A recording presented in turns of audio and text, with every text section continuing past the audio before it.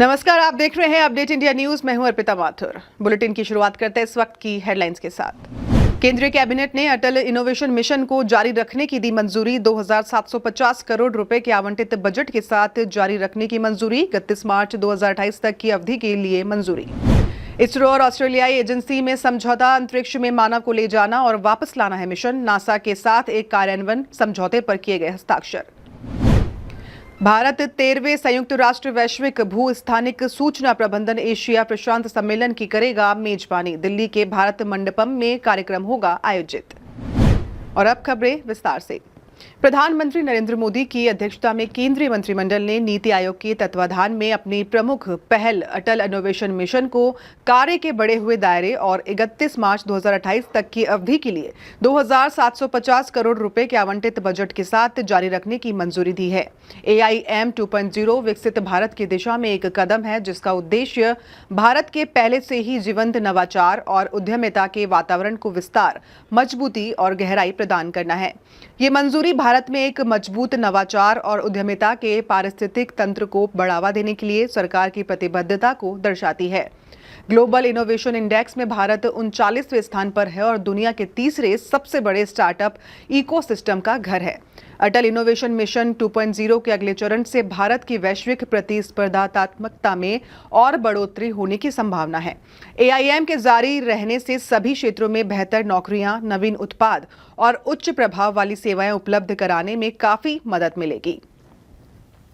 भारतीय अंतरिक्ष अनुसंधान संगठन यानी कि इसरो ने गुरुवार को बताया कि उसने 2 अंतरिक्ष गतिविधियों में सहयोग को और मजबूत करने के लिए ऑस्ट्रेलियाई अंतरिक्ष एजेंसी यानी ASA के साथ एक कार्यान्वयन समझौते पर हस्ताक्षर किए हैं।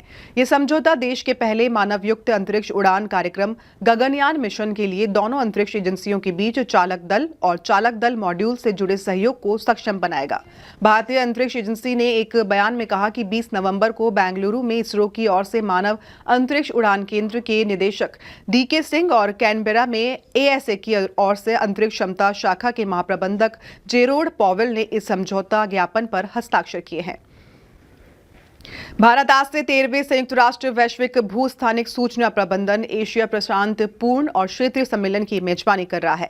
4 दिवसीय ये कार्यक्रम नई दिल्ली के भारत मंडपम में आयोजित किया जाएगा। सम्मेलन में 30 देशों के 90 अंतर्राष्ट्रीय प्रतिनिधि और भारत के 120 प्रतिनिधि भाग लेंगे। ये सम्मेलन विचारों के आदान प्रदान के लिए एक प्रमुख मंच के रूप में भी कार्य करेगा। वैश्विक सर्वोत्तम प्रथाओं, उभरती भू स्थानिक प्रौद्योगिकियों और सतत विकास लक्ष्यों को साकार करने के लिए भू स्थानिक जानकारी के उपयोग को बढ़ाने के लिए क्षेत्रीय रणनीतियों के निर्माण पर चर्चा भी की गई।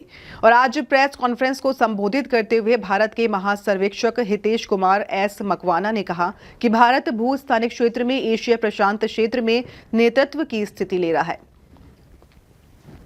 पूर्व केंद्रीय मंत्री पशुपति कुमार पारस ने जब से अपने सोशल मीडिया अकाउंट में मोदी का परिवार टैग हटाया है, तब से सियासत गर्मा गई है। अब उनके भतीजे और केंद्रीय मंत्री चिराग पासवान ने उन पर हमला बोला है। चिराग ने कहा कि वह कभी राष्ट्रीय जनतांत्रिक गठबंधन में नहीं थे। यदि NDA का हिस्सा रहते तो साथ में चुनाव लड़ते और प्रचार प्रसार करते। लोकसभा चुनाव के वक्त उन्होंने क्या किया, ये जनता ने देखा है। गठबंधन में तो वो थे ही, लेकिन जिस तरह से सीटों के बंटवारे से पहले ही उन्होंने केंद्रीय मंत्री पद से इस्तीफा दिया, प्रधानमंत्री और भारतीय जनता पार्टी पर विभिन्न प्रकार के आरोप लगाए, उससे स्पष्ट हो गया कि उन्होंने खुद को NDA से अलग कर लिया है। दिल्ली समेत NCR में बदलते मौसम के साथ प्रदूषण का स्तर हर दिन अप डाउन हो रहा है। वहीं गुरुवार सुबह एक बार फिर दिल्ली में प्रदूषण का स्तर 300 के पास पहुंच गया। केंद्रीय प्रदूषण नियंत्रण बोर्ड के अनुसार दिल्ली के कई इलाकों में हवा की गुणवत्ता बेहद खराब श्रेणी में है। इंडिया गेट पर स्मॉग की परत छाई हुई है। वहीं कालिंदी कुंज में यमुना नदी में जहरीला झाग तैर रहा है। राजस्थान की रहने वाली कनिष्का ने कहा कि प्रदूषण की वजह से मेरी आंखें दुख रही है और गले में भी खुजली हो रही है, सांस लेना भी मुश्किल हो रहा है। वहीं छत्तीसगढ़ के रहने वाले छात्र आयुष भारद्वाज ने कहा कि मैं बहुत दूर से यहाँ पढ़ने आया हूँ। यहाँ और वहाँ के तापमान में बहुत अंतर है। यहाँ जिंदा रहना मुश्किल है। मैं जिस जगह से आया हूँ वहाँ बहुत हरियाली है। यहाँ प्रदूषण की वजह से सांस लेना भी मुश्किल हो रहा है। इसी के साथ बुलेटिन में इतना ही। आप देखते रहिए अपडेट इंडिया न्यूज। नमस्कार।